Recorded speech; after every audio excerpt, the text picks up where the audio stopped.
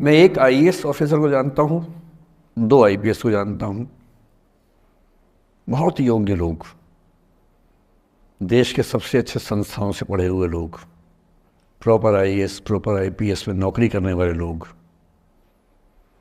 और इन तीनों ने अपना जीवन समाप्त कर लिया नौकरी में रहते हुए। क्यों?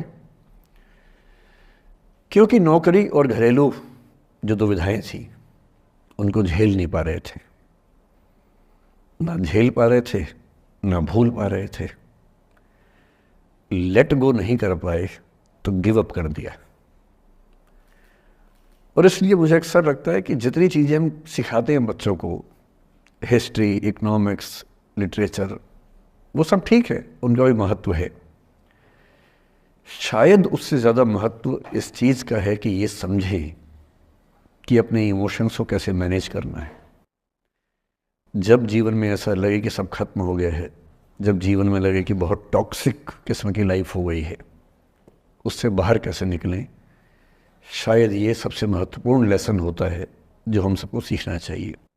मैंने कहीं से सीखा नहीं है, ना मैंने ऐसी किताबें पढ़ी हैं, हालांकि मैंने 2 किताबें मंगवाई हैं पिछले हफ्ते, पढ़ी नहीं है अभी तक, तो मैं किताबों के बेस पे नहीं जानता कैसे सीखते हैं, लेकिन ज़िंदगी से तुम सीख सकते हैं। इन कहानियों का सबका एक ही सार है, वजह अलग अलग है।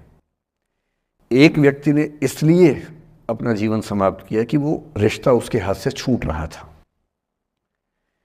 एक ने इसलिए जीवन समाप्त किया कि रिश्ता बन गया था पर समाज के दबाव, घर के दबाव मैनेज नहीं कर पाए।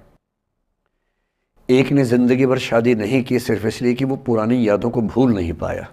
अरे एक बार गलती हो गई तो हो गई, आगे तो संभावना जीवन में है भाई, क्यों इतना हावी रखना उसी दिमाग के ऊपर।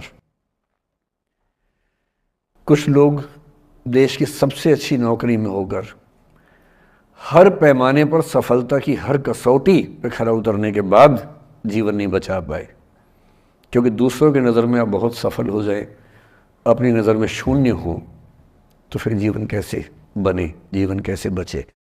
इन सारी कहानियों का मूल भाव एक ही है, अगर आप खुद को हैंडल नहीं कर सकते तो दुनिया को क्या हैंडल करेंगे।